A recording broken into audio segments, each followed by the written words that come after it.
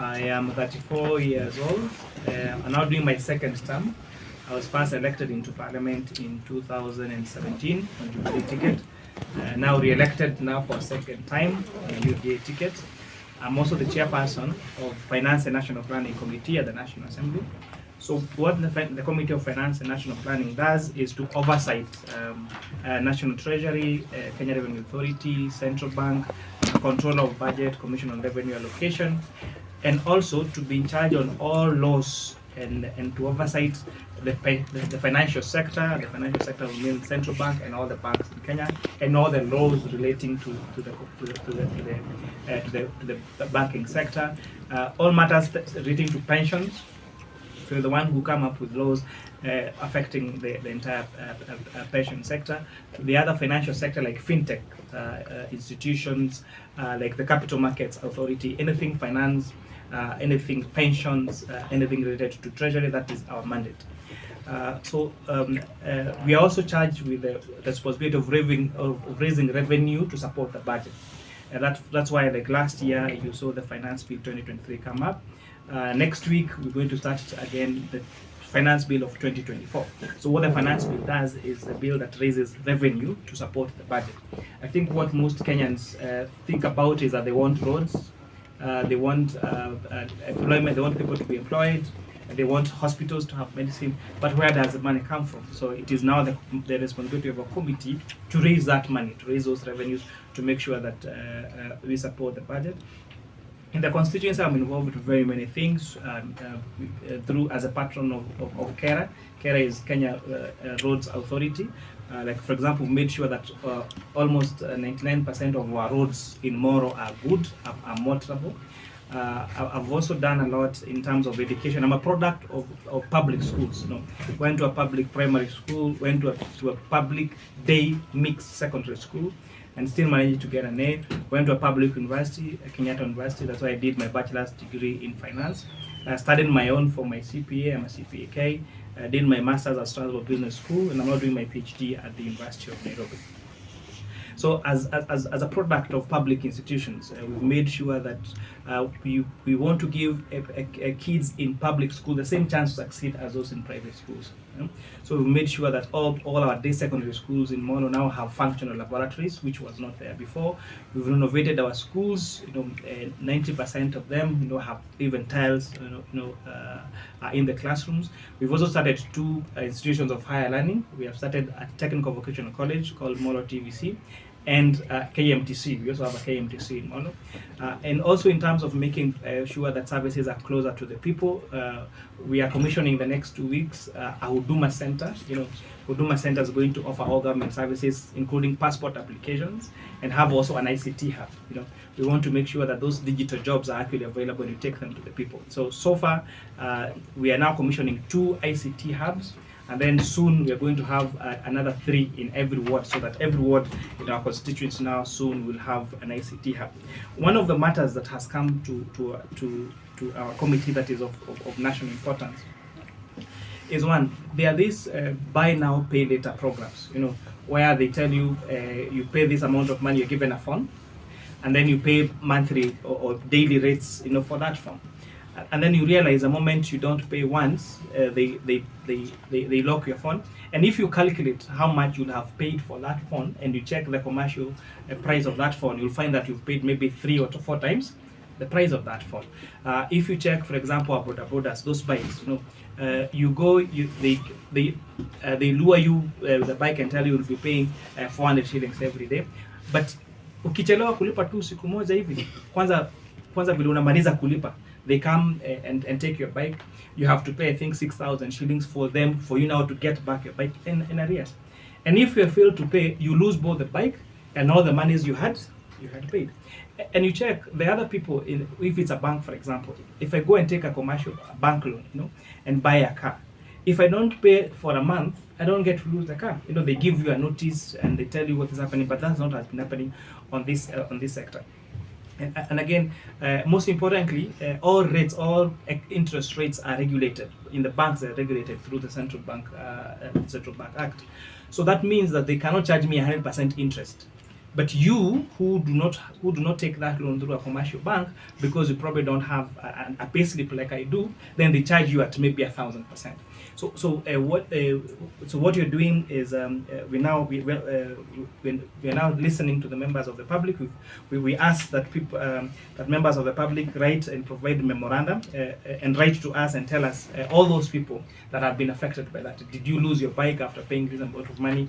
How much did you pay for your phone, and did you still lose it? So that at least we make sure we put these people to account, and we come up with a law that will protect now this you're calling the hustlers, those people that access these loans and they don't have access to commercial loans. In addition to that, we also have people that have lost money, or by these e-wallets, for example, whether it is M-Pesa, you had money there, and then all of a sudden you don't have it, and it is not you who sent the money. Those that have been subject to SIM frauds, for example. There are people who have lost money from their bank accounts. You just had your 50K in the bank account, and all of a sudden you go to access your money, and it's not there. And it's not a mistake of your own. So we are asking people to write to us, to send us emails, to send us letters and tell us, have you lost money in this way, so that we put those institutions to task, because we cannot have people lose their hard-earned money like that. And what they're doing is taking advantage, because there has not been a proper oversight of that particular sector. So we're coming up with that inquiry, and please, I'm sharing this the document with you. Post it on your forum. Let people come out. Let them tell us how they're losing money, so that we can come up with a law and firm up, so that people don't have to lose their hard-earned money because of a mistake of their own. Because when you trust an e-wallet, and you have put your password, you did not lose your phone, didn't share your password with anyone, and then all of a sudden money comes from you, it's not your problem. It is that service provider that you should put to task. If you go and open a bank account, you have your card, your ATM card, you have not shared your PIN with anyone, you have not withdrawn money from the account. And if it's withdrawn from an ATM, there would be a CCTV footage that shows you actually withdrew money from that account. The location of if it's used to make a payment, the location where that payment was made can be known, and we can actually trace and find out why you actually there. So we're asking you to bring us give us this information, so that we put these institutions to task and make sure that Kenyans don't have to lose their hand and money on that. I think that is it from my end, unless now from you. We've done great in supporting our education sector. Bursaries in the Molo are given equally to everyone. Like, you apply, you get. Like, this week we are finishing preparing checks for 14,000 12,460 students. They are all going to get bursaries, and we don't ask whether you are poor or rich, or whether you're employed or not. We give it to everyone, because by the time someone is taking their time to come and apply for that bursary, then they actually need that money. And as a result, we have supported thousands of students that would have otherwise never had access to education. So last year we did. We got around 10,000 applications, so we have like 2,000 more applications this year. And people know, they call me KK in the constituency. Once you apply bursary KK, they know it's sure bet. And this has really supported a lot of students who would have otherwise not supported. And I especially do this because I remember myself, I'm a product of bursary. During that time, it was Moshuma. So what's your take on that, concerning the floods with the budget, and also the doctors and nurses who are on strike? So thank you very much. First of all, there's what you call the contingency fund, and that's why what we saw the president convene a meeting, was it yesterday? And the part of the deliberations of that meeting was to approve the withdrawal from the contingency fund to go into flood mitigation. So I think I can confidently say that money is now available. But also what we're asking the counties is, because counties also have a budget for disaster management. We see counties give cows, they give things to people. So I think this is the time now they also need to either they adjust their budget and use their contingency fund, if not enough, to address these particular matters. On the issue of strike of doctors, I really first of all sympathize with them, because they play a very critical role. We agree they go to school for around 6 years, yes. But what about all the other professions? Because once these doctors went to strike, you saw junior secondary school teachers also saying they want to be employed. The next thing is they want additional salaries. Teachers will also want to their salaries increased. And look at someone like an ECD teacher. An ECD teacher who teaches a kid at 4 years, 5 years, anakuata ni anamtoa, you know, anamwosha anafanya yote, analipwa pesa ngapi? And mark you, some of these ECD teachers are graduates. They have done a bachelor's degree in ECD. How much are they paid? Look at police officers. You know, these are the people when you are sleeping, they are out there guarding us, right? How much are those teachers paid? How much are those primary school teachers with this very detailed CBC program? How are they paid? How much are they paid? And therefore, if we now open that conversation about fine, we need to increase these people's salaries, then we have to increase for everyone. And the question is, do we have money to give everyone a salary?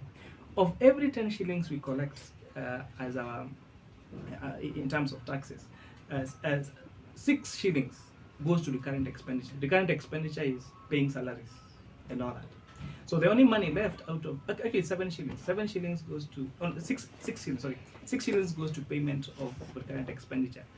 3 shillings goes to the payment of loans.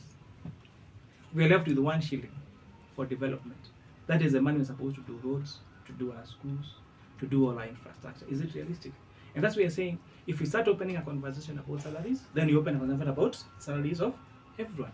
Yes, they have gone to school for 6 years. But look at people like, for example, working in procurement.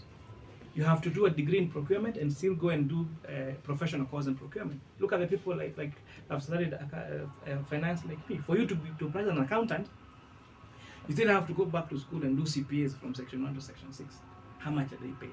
So I think if you open this conversation about salaries, despite us agreeing for sure that doctors we are very, very critical of, then we open a Pandora box. Then let us have a conversation about what is the salaries of everyone.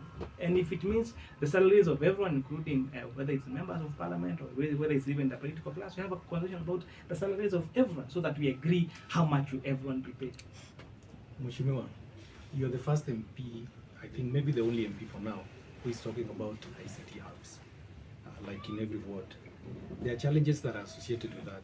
My name is Bernard, I work for Kuria, and we help people get jobs digitally. So the challenges of language, for example, yes, you want to work, you want to do some website in Spain, or you want to do them in France, or you want to do them in China, and you don't know those languages. Is the government thinking about something that can be national? To maybe, for example, in Molo, when you are going to have those ICT hubs, you introduce foreign languages.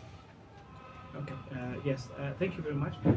Yes, in Molo we have Molo Technical Vocational College, and one of the things that we recommended to the technical college is to introduce foreign languages, especially German. And also the fact that we're now talking about this, you first of all think about that young man in the village who does not know about what digital job is, because the only phone they have is probably a kabambe, or if it's a smartphone, they are not able to buy bundles, they can't afford bundles on their phones. So if they go somewhere where they have unlimited access to internet and information, and they see, oh, I can do a job in China, but hold on, I don't speak Chinese.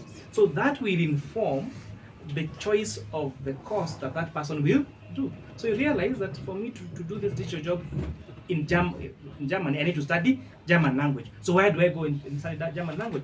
Then realize this technical vocational college or this college offers German language, or this online program offers, and I get to. But if they do not have that information, that is a disadvantage they have. So once we bridge this information gap, our young people are very enterprising. Once they know there is a job and the only thing studying between them is German language, they will study that German language themselves, even online, and they're going to get that job. And would you be able to give bursary for those who want to study? Certainly. We come out tunapenda bursary at driving. So bursary, for example, if I want to do German online, will your CDF be able to pay that? Yes, we would be able to do that. Yeah, it's not something that has not come up, but something we are open to. That if it's a digital course that it's an online program that we want to do, and as long as we are able to establish it is legit, then why not? Any other question? Not a question, Muhesh. but we are several of us here from Kikuyu Online Media and North Kenya Online Media. So we can do request after we finish this, if we can do something in Kikuyu. No worries. You had a question? Another question. Got. Okay.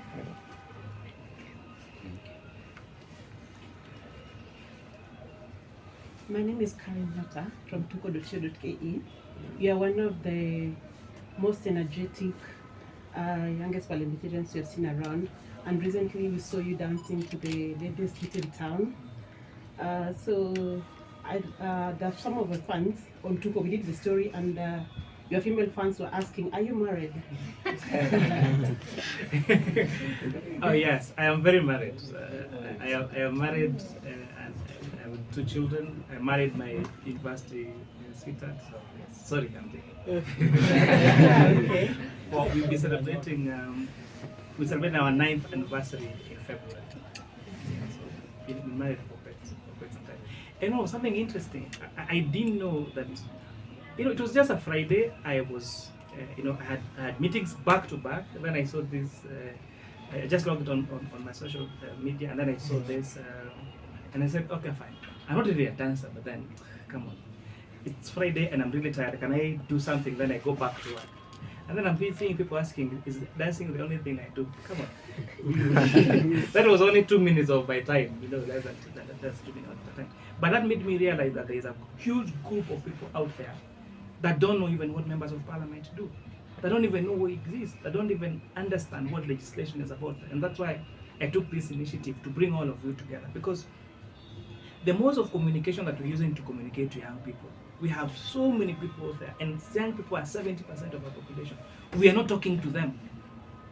As government, when you're communicating on mainstream media. We are communicating on X, we are communicating on Facebook. And I've realized these young people are not on Twitter. They're not even on Facebook. Maybe Instagram, yes, but all of them are on these other platforms. I've noticed that these young people don't watch news, you know. They just follow what is happening on what you people do. And I thought we really need to speak to these people, because we cannot run a country when we're not talking to 70% of our population. So we really look forward to having positive engagement with the young people, because you are 70% of our population. You know, I was seeing how you stood up for one of your own, I think Brian Shearer, and I think everyone started opening their eyes and said, whoa, where are all these people?